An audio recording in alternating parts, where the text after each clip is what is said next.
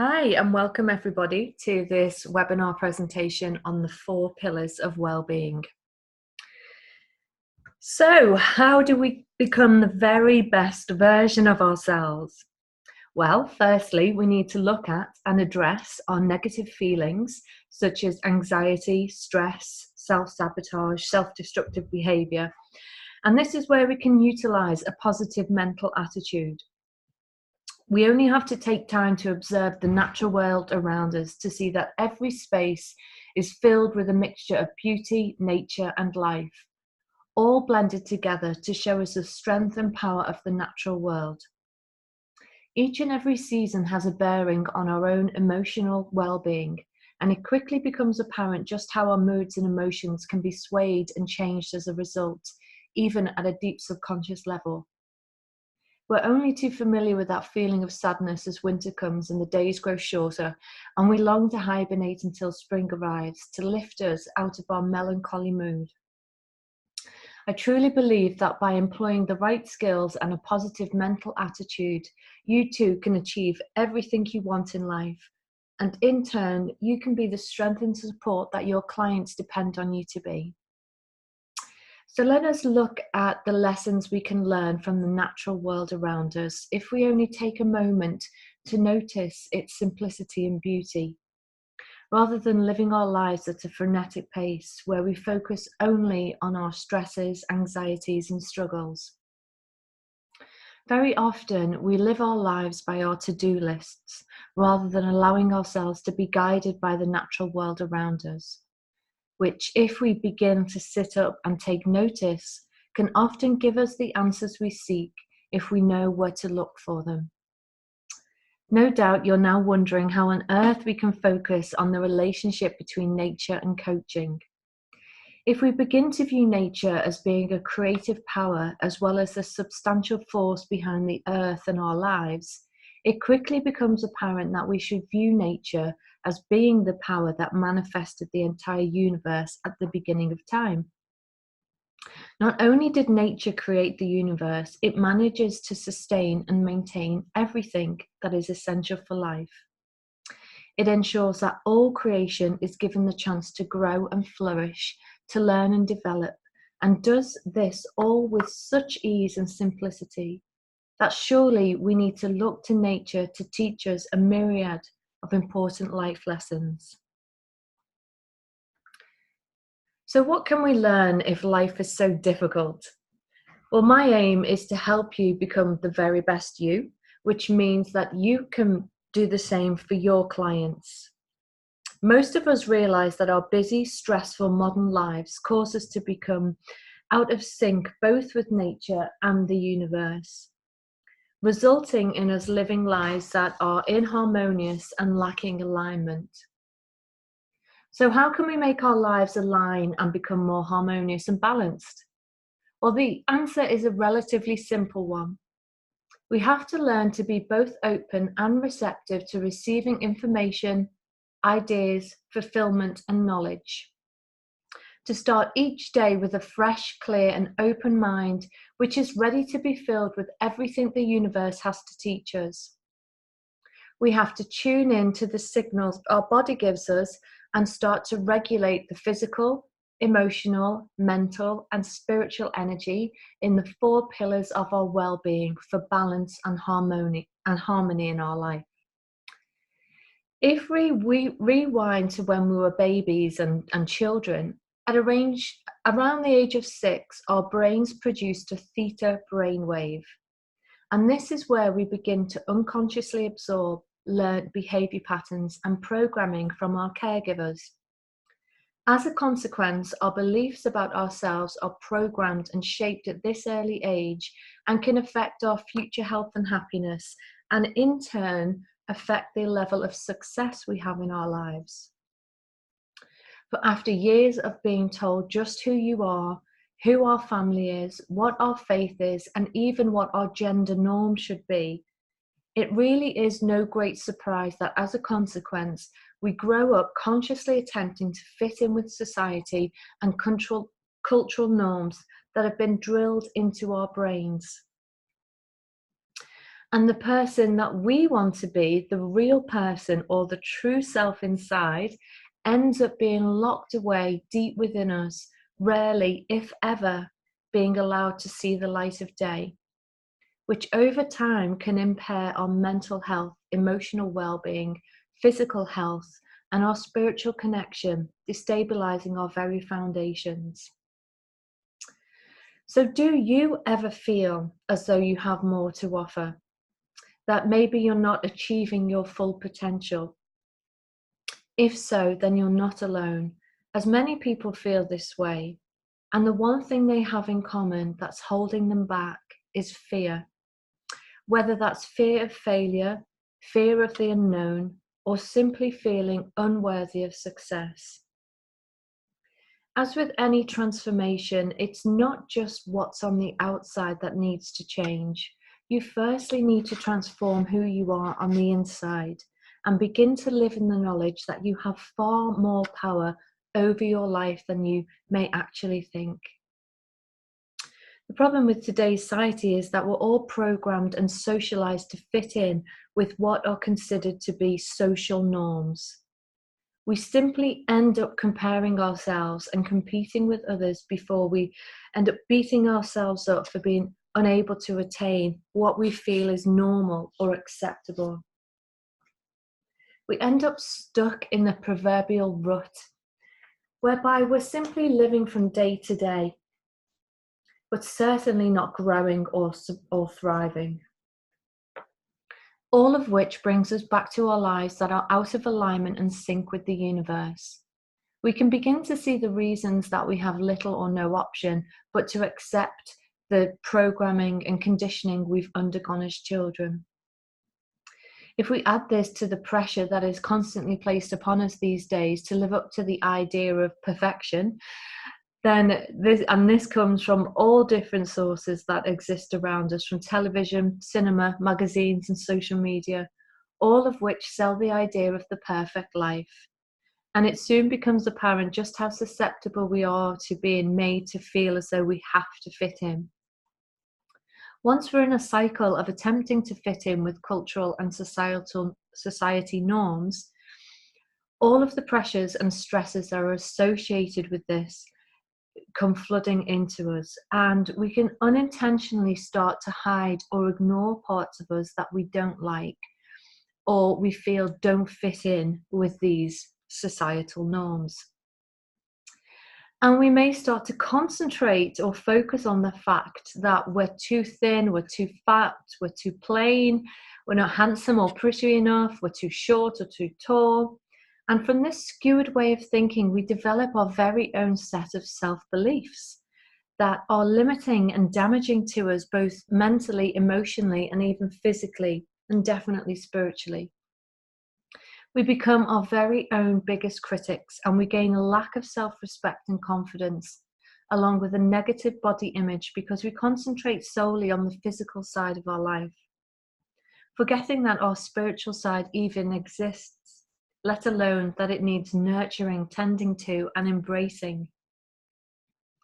We all carry within us a myriad of strengths and talents, and our success comes when we not only embrace working with our particular strengths and qualities, but also when we equally embrace our limitations.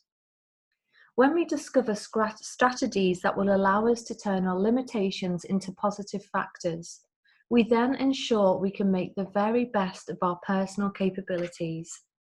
And despite our limitations, we all still have the ability to be far more capable than we actually give ourselves credit for.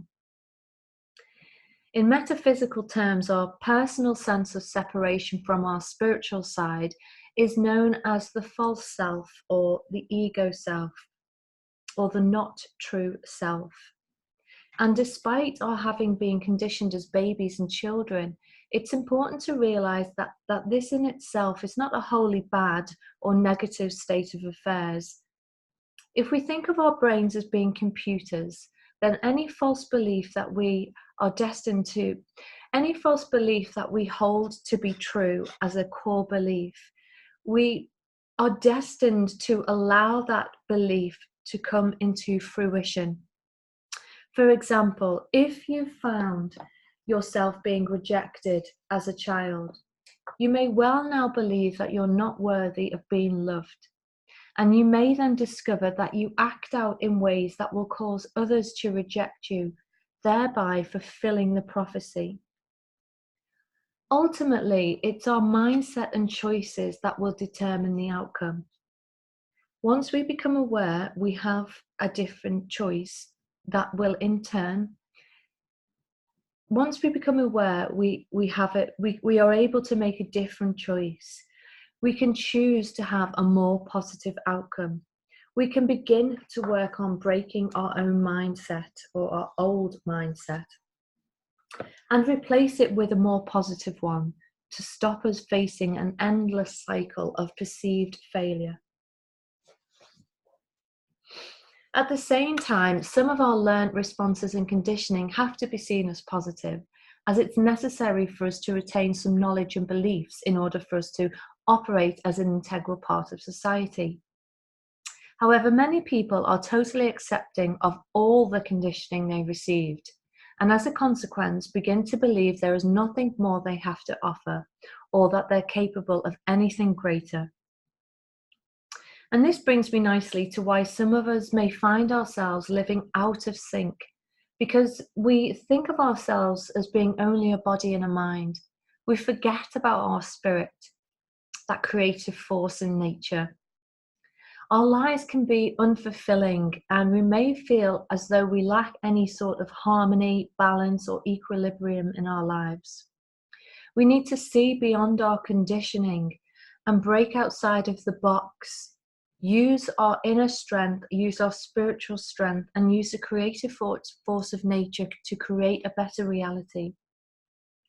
Whether you refer to the universe as Spirit, God, Allah, the Almighty, or any other myriad of names it may go by, rest assured that whatever you call it, it won't change how it affects you. It's merely a feeble attempt to humanize and name a force we cannot see or fully comprehend. This force has infinite power and does not care about your beliefs, your conditioning, your opinions. It does not care about how you look. We must merely accept it for what it is and accept all it has to offer and use it to our own best ability. It's fair to say that upon discovering your hidden spirit, you don't suddenly change appearance or change who you are, but you just have a deeper sense of knowing who you are, so you can make better choices and you can speak authentically. Only then will you be living as one, living fully in the knowledge of who you are, and you will feel at one, balanced, in harmony with your mind, your body, and your spirit. And you will feel that finally life is working for you and not against you. You are becoming the very best you. But of course, a transformation such as this takes time and patience, along with a willingness to be open to self-discovery. You have to make an investment in yourself in order to seek and ultimately find the very best you. It's at this point when you can tell yourself that it all makes sense. We're all on a path seeking out our very best self, but not all of us can hear when the universe asks us to see that there is far more waiting for us than we could ever even imagine. If we were to only open our mind and our spirit and acknowledge that there is much more than our perceived idea of reality. Emotional balance. We all experience positive and negative emotions in varying degrees. The aim of coaching is to ensure that our positive emotions outweigh the negative, regardless of our early emotional conditioning. Imagine an old-fashioned set of weighing scales that have balances on both sides. On one side, we put our negative emotions and then place our positive emotions on the other side. What we're aiming for ideally is both sides to be perfectly balanced to ensure that our lives are running smoothly and our emotions are healthy. However, let's say the negative emotions weigh more heavily and the scales are tipping towards that side. Rather than feeling that our lives are balanced, this overload of negative emotions will make us feel low, out of control, and helpless, which can lead to depression and lack of motivation or self-belief. By using positive psychology tools throughout this course and mindset, we can learn to rebalance these scales so that they are at least even, if not edging towards the positive emotions weighing the most. So our lives are happy and we have a positive outlook and we feel that our goals are achievable. But if we choose a positive mindset, we can overcome any obstacle in our way because our resilience and determination are raised. It's important to note at this point that negative emotions are not the bad guys. We all experience both positive and negative emotions all of the time. It simply comes down to how you cope with these emotions and what effect you allow them to have on your physical, emotional, mental, and spiritual well-being, using the 4 pillars as a gauge. So coping with our emotions, good and bad.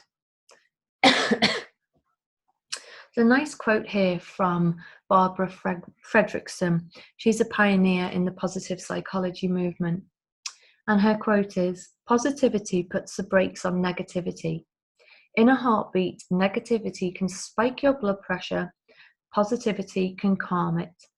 Positivity works like a reset button." So I really love that quote. And it shows how your emotions have a direct effect on your physical body. And by learning a selection of different physical, emotional, mental, and spiritual management strategies, you can learn to manage the energy in the 4 pillars of life by balancing the energy in each pillar. Having strategies in place can help you increase the positive emotions, the ups in life, whilst learning to reduce the impact of the negative ones or the downs in life. We all know that positive emotions are good for us, and when we think positively, we feel more in control of our lives, and this allows us to make the best decisions and think clearly about things. Did you know that positive emotions can also open up our DNA gene expression, as well as having a healing effect on our immune system?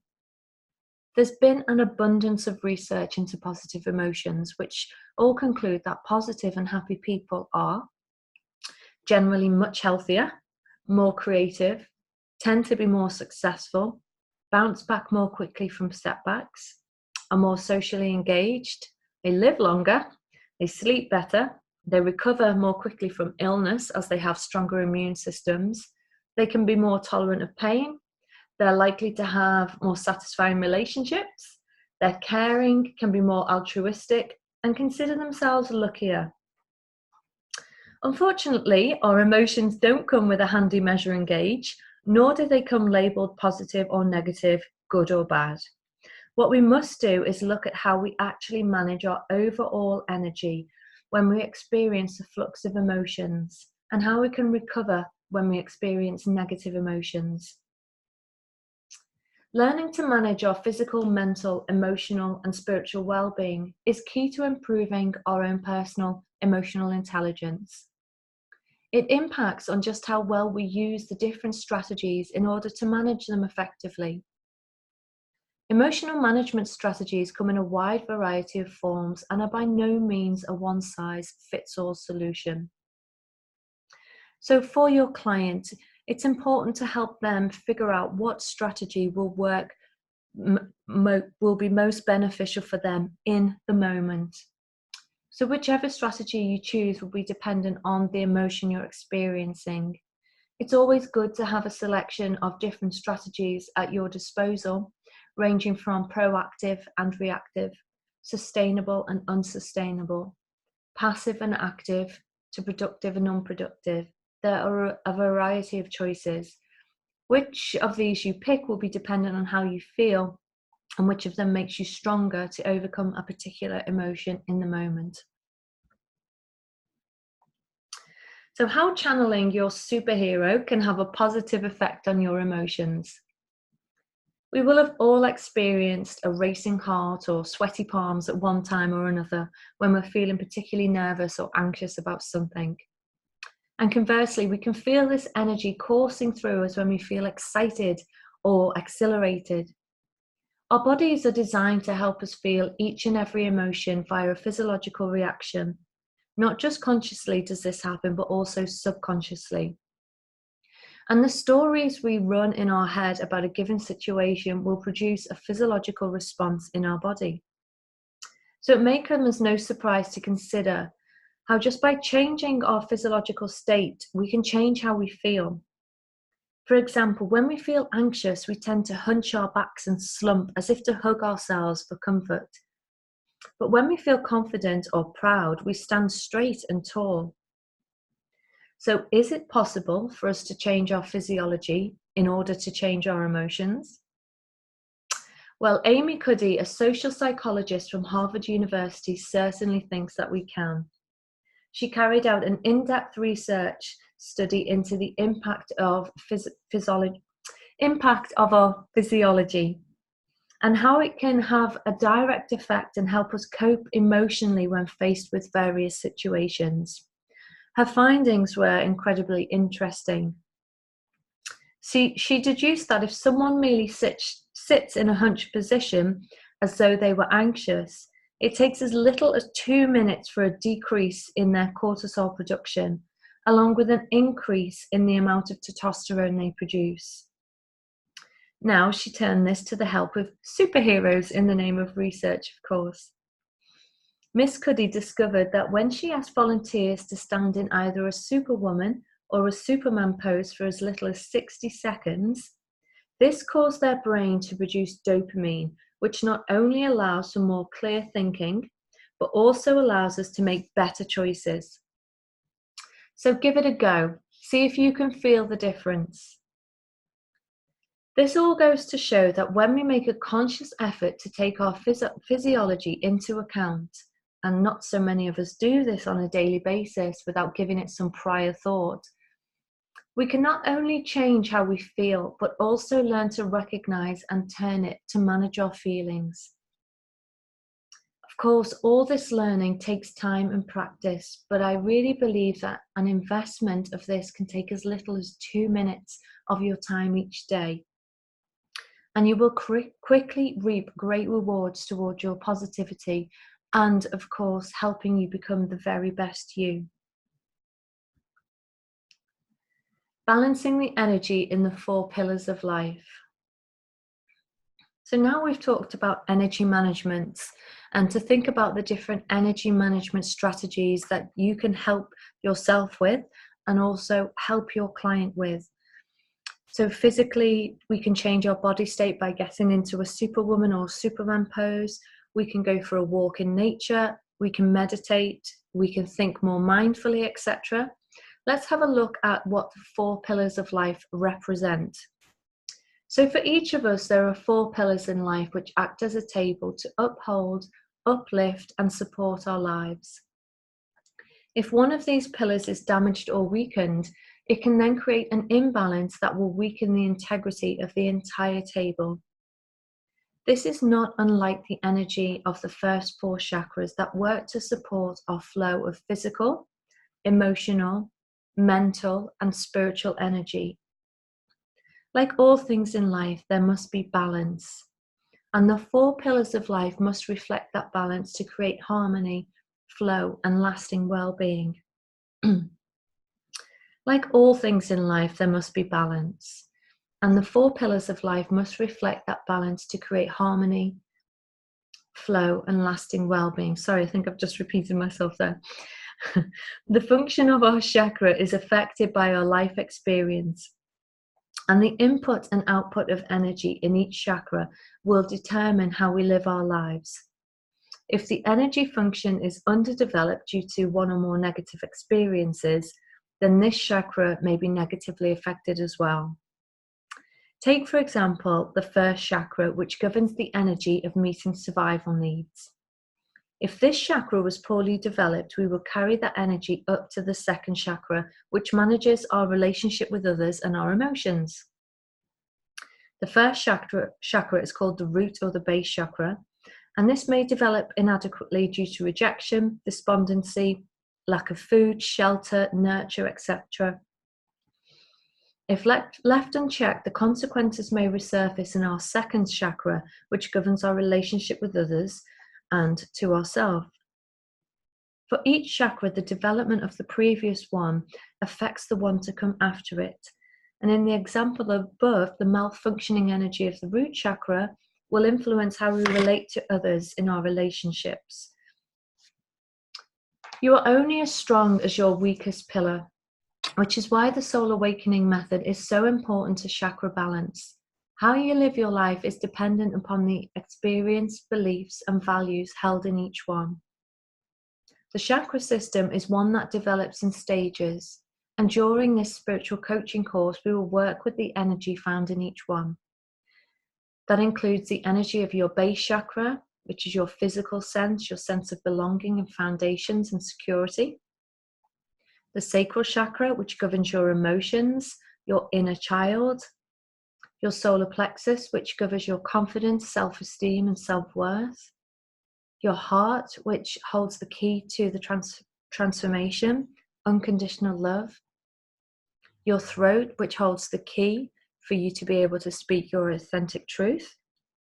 And then the spiritual centers, which are the third eye, which gives you intuition and insight. And your crown chakra, which connects you to your higher self and sense of purpose. So with the soul awakening method, you can clear any blockages found in your chakras. And we can access that energy and transmute the negative beliefs into more positive, powerful affirmations.